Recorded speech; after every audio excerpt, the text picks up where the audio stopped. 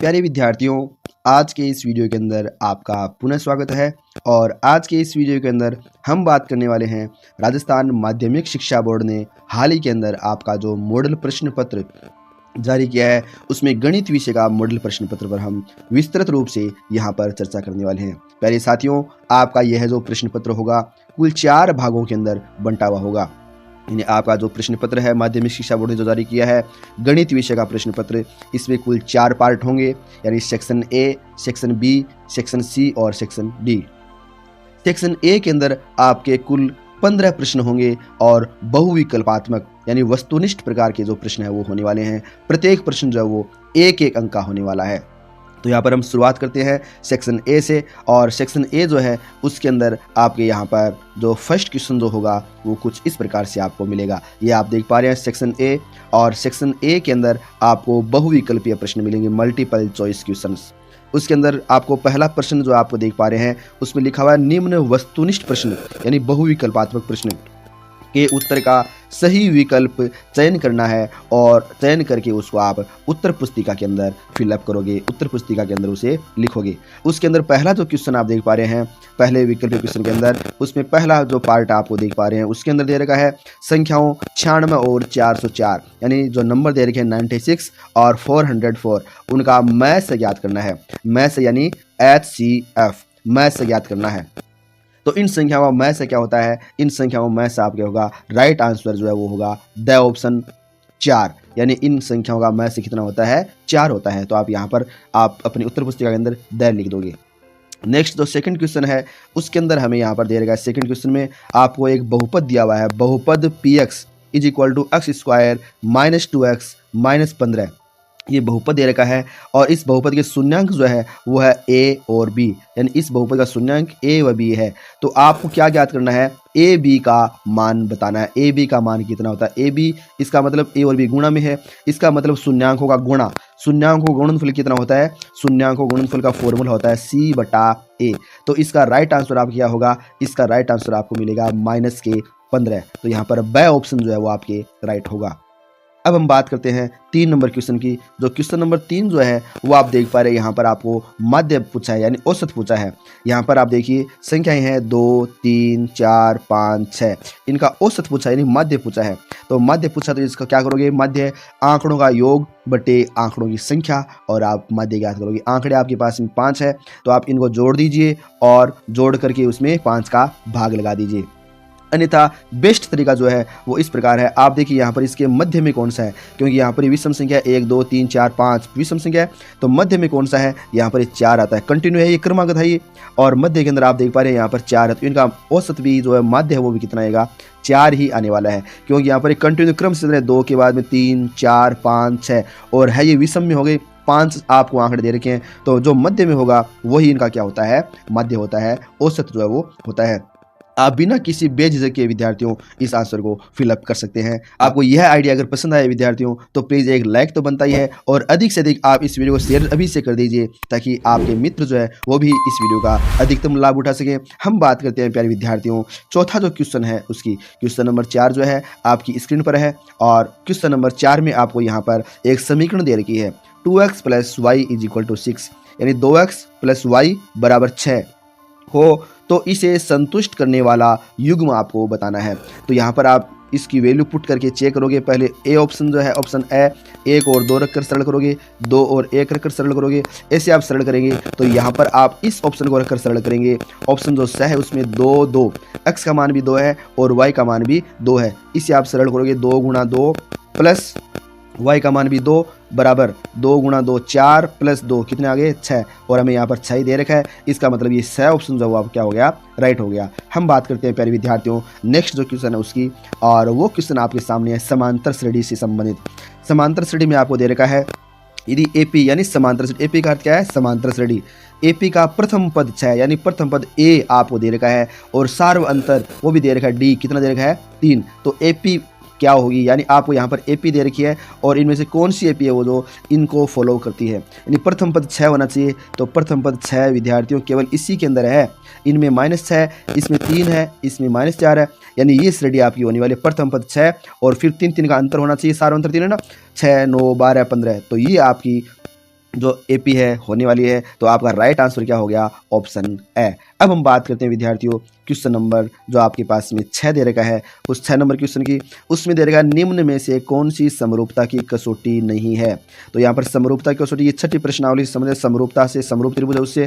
तो यहाँ पर आपका जो राइट आंसर होने वाला है विद्यार्थियों वो आपके होगा ये कोण भुजा भुजा, यानी ऑप्शन द जो है वो राइट ऑप्शन होगा। यानी समरूपता की कसौटी नहीं है ये बताना है आपको, तो ये जो है वो कसौटी नहीं है। बाकी ये तीन जो है तीनों कसौटियां हैं। तो आपका यहाँ पर कसौटी नहीं है ये बताना है, तो आप यहाँ पर क्या कर दोगे? इस आंसर को बता देंगे कोण भुजा भुजा रूल। नेक्स्ट हम बात करते हैं क्वेश्चन नंबर 7, और 7 नंबर जो क्वेश्चन है उसमें आपको 7वीं प्रश्नावली से संबंधित है, निर्देशांक ज्यामिति से। और इसके अंदर आपको दे रखा है बिंदु ए दे रखा है 4 0 और बिंदु दे रखा है 0 4। ए बी का मध्य बिंदु बताना है, और मध्य बिंदु आप बताओगे तो मध्य बिंदु निर्देशांक होते हैं x1 प्लस x2 बटे 2, और इसी प्रकार y निर्देशांक जो होता है y1 प्लस y2 बटे 2। इस फॉर्मूले को आप फॉलो करोगे तो आपको जो रिजल्ट मिलेगा वो मिलेगा ऑप्शन से 2 2, यानी ऑप्शन जो है आपका ये मिलने वाला है, ऑप्शन से 2 2 इसका राइट आंसर जो है वो होने वाला है।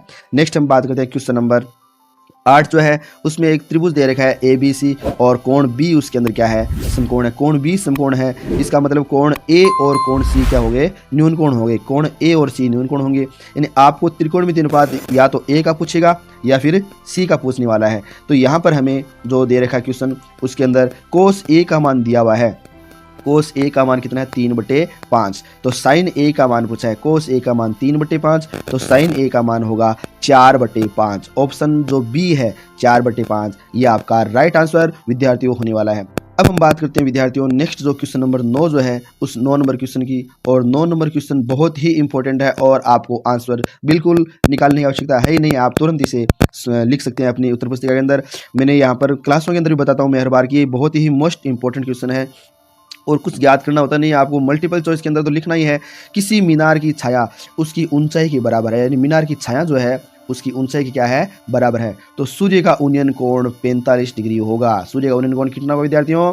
45 डिग्री। ये आप याद रखिए, यदि मीनार की छाया उसकी ऊंचाई के बराबर हो तो उन्नयन कोण जो होगा कितना होगा? 45 डिग्री होगा। राइट आंसर आपका क्या हो गया? 45 हो गया, ऑप्शन श।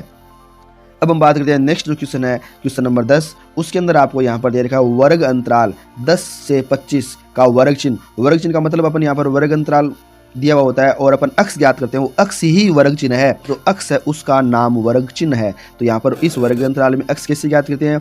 10 प्लस 25/2 ये करते हैं ना हम। 10 प्लस 25/2 बराबर 35/2 बराबर कितना आ गया? 17.5। तो आपका राइट आंसर यहाँ पर विद्यार्थियों क्या होने वाला है? 17.5। ऑप्शन स जो है आपका राइट हो जाएगा। अब हम बात करते हैं नेक्स्ट जो क्वेश्चन है उसमें क्वेश्चन नंबर जो है आपके, किसी वृत्त के व्यास के सिरों पर खींची गई स्पर्श रेखाएं आपस में होती है, यानी वृत्त का जो व्यास है उसके जो सिरे हैं उन पर स्पर्श रेखाएं खींचनी है, तो वो स्पर्श रेखाएं आपस में कैसी होती है? समांतर होती है। क्या होती है भाई? समांतर होती है। तो ऑप्शन ब जो आपका है वो राइट हो जाएगा। अब हम बात करते हैं यहाँ पर नेक्स्ट जो क्वेश्चन है 12वां क्वेश्चन, उसमें हमें यहाँ पर दे रखा है आपको एक भुजा दे रखी है, 7 सेंटीमीटर भुजा वाला घन दिया हुआ है, यानी एक घन ब्लॉक है, घनाकार ब्लॉक, उसकी भुजा कितनी है? 7 है, और उस पर एक अर्धगोला रखा हुआ है।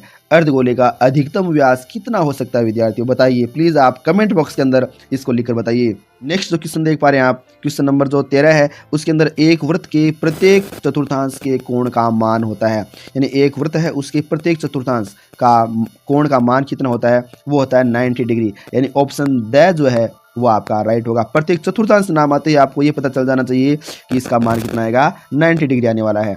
नेक्स्ट हम बात करते हैं क्वेश्चन नंबर जो 14 है, उसके अंदर आपको प्रायिकता से संबंधित क्वेश्चन है और बहुत ही सरल क्वेश्चन दिया हुआ है यहाँ पर। एक पासे को उछालने पर, यानी पासे में कुल स्थितियाँ कितनी होती है? 6 होती है, और 1 से लेकर 6 तक अंक होते हैं, और ये कह रहा है कि 6 से बड़ा अंक आने की प्रायिकता, यानी 6 से बड़ा अंक पासे में होता ही नहीं है, यानी उसकी अनुकूल स्थिति कितनी होगी? 0। तो यहाँ पर इसकी प्रायिकता कितनी होगी? 0 आएगी, यानी यहाँ पर को राइट आंसर जो है ऑप्शन 0 जो सही होगा। नेक्स्ट क्वेश्चन जो हम देख पा रहे हैं स्क्रीन पर, वो हमें दे रखा है समांतर श्रेणी से संबंधित, और यहाँ पर आपको दे रखा है समांतर श्रेणी -3 -1/2 2 ऐसे हमें यहाँ पर दे रखा है, और पूछा है 11वां पद। तो 11वां पद आप निकालोगे nवां पद का फॉर्मूला अप्लाई करके। nवां पद का फॉर्मूला होता है an = a + n - 1 और d। तो a तो आपको यहाँ पर प्रथम पद दिया हुआ ही है, उसके पश्चात आपको एन यहाँ पर दे रखा है, आपको 11 यहाँ पे, और डी का मान आप निकालोगे, और डी का मान निकालोगे तो आपके डी का मान आएगा 5/2, और फॉर्मूले के अंदर इसे आप अप्लाई करेंगे तो आपको रिजल्ट मिलेगा, वो कितना मिलेगा, 22 मिलेगा। यानी इस क्वेश्चन का जो रिजल्ट होगा 11वां पद कितना है, 22 है। ऑप्शन ए आप यहाँ पर राइट करोगे। प्यारे विद्यार्थियों, इसके पश्चात आपके यहाँ पर जो क्वेश्चन नंबर 2 है वो शुरू होगा, और क्वेश्चन नंबर 2 के अंदर आपको रिक्त स्थान दिए हुए हैं, कुल 7 रिक्त स्थान दिए हुए हैं। उसके पश्चात अति लघुरात्मक प्रश्न होंगे, और अति लघुरात्मक प्रश्नों के पश्चात आपका खंड ब, खंड स और खंड द इस प्रकार आपको मिलने वाले हैं। प्यारे विद्यार्थियों, आज का यह वीडियो आपको कैसा लग रहा है? यदि आपको यह वीडियो पसंद आया है तो प्लीज़ लाइक करें, और नेक्स्ट वीडियो के अंदर में जो ये सॉल्यूशन है पार्ट बी, सी और डी, उसका भी सॉल्यूशन आपको उपलब्ध कराऊंगा। यदि आपको आज का यह वीडियो पसंद आया है तो प्लीज़ लाइक करें, कमेंट करके बताएं, और अधिक से अधिक इस वीडियो को शेयर ज़रूर करें ताकि आपके मित्र भी इस वीडियो का अधिकतम लाभ उठा सकें।